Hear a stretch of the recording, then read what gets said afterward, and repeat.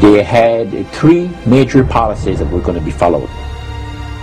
First, Lucifer says, we have to make sure that people, humans, get to believe that Satan and his angels do not really exist. You know, Roger, that's interesting because a recent research study report that I read indicated that in a national survey, I believe it's over 75% of people do not really believe in a real tangible devil.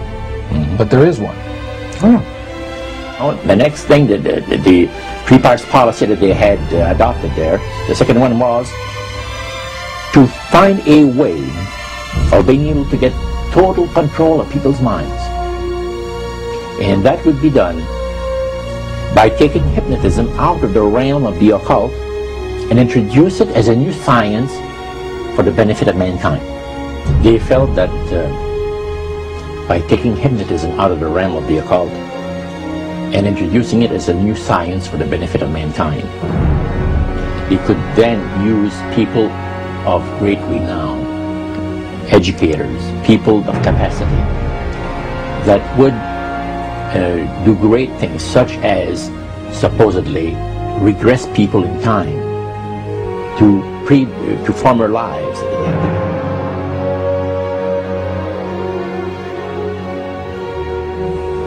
And of course, after the session is over, the person would not know a thing about ancient history.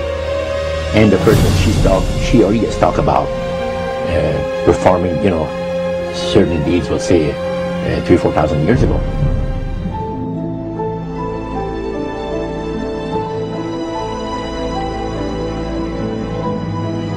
But this was their strategy. Now, what this would do for the thing is this, that it would create in the minds of the general public, solidly set in the mind of the general public, an unwavering trust in that great deception.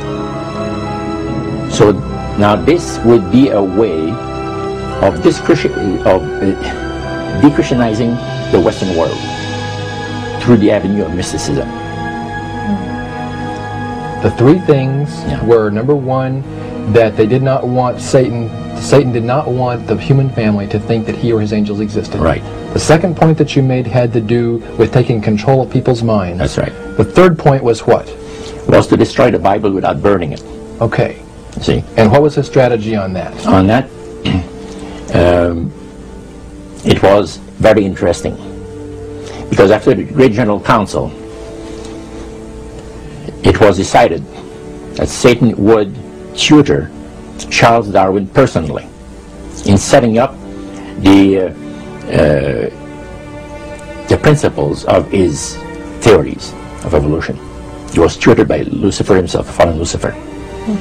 And at that time, it was understood, Satan and his spirit counselors understood, that if a person was led to believe in the theory of evolution, it would, in his life, destroy completely the creation week of the Bible, the fall of man, and plan of redemption.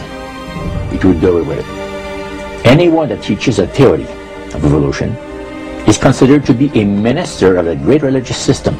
And he said that every teacher of that theory is recognized by the spirits as a person of great value and receives a very special unction from Satan himself, giving great power to induce spiritual blindness, to convince and convert. Three capacities.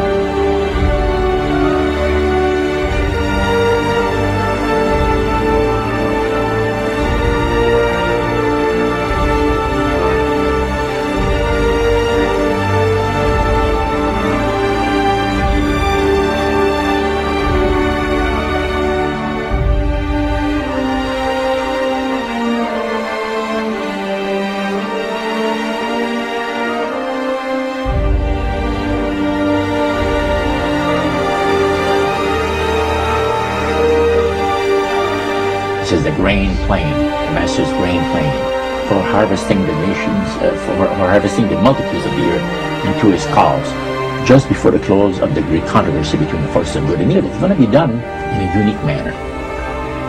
This grain plans is going to take people are going to eat the stuff, because it says spirits, demon spirits, will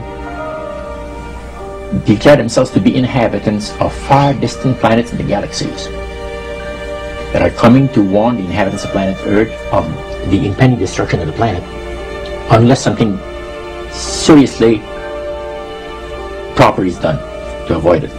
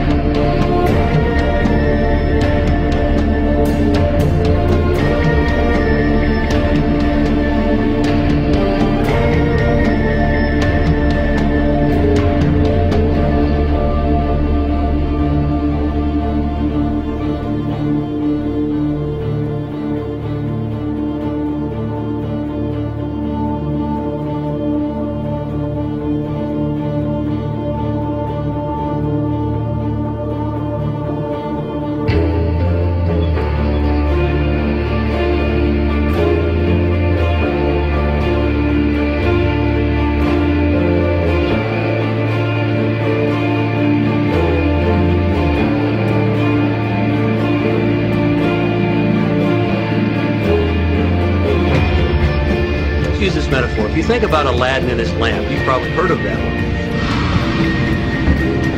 The genie always says one thing. Your wish is my command. You know, the universe is this great genie, and your conscious mind is Aladdin, who formulates the intention of what you choose for your life.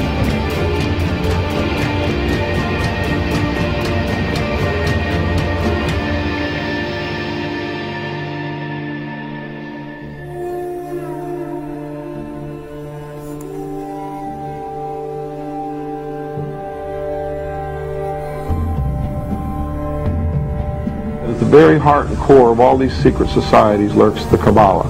It is a method of encoding information through a system of mathematics and numbers. These people that belong to the secret societies never dared to write down in any language what they knew, what it was that they were guarding, because then someone could steal it and then the secret would be out.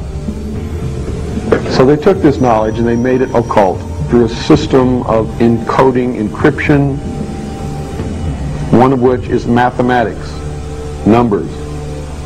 Another is architecture. Everybody wonder, why do they have a fraternal organization called the Freemasons? Aren't those the guys that build walls? You bet they do. But every wall they build contains the secrets that have been kept and maintained throughout the ages, and it's encoded in the architecture and in the measurements of the buildings and in the mathematical formulas used to derive the geometry, the shape, the length and breadth and height of rooms. It's all encoded there.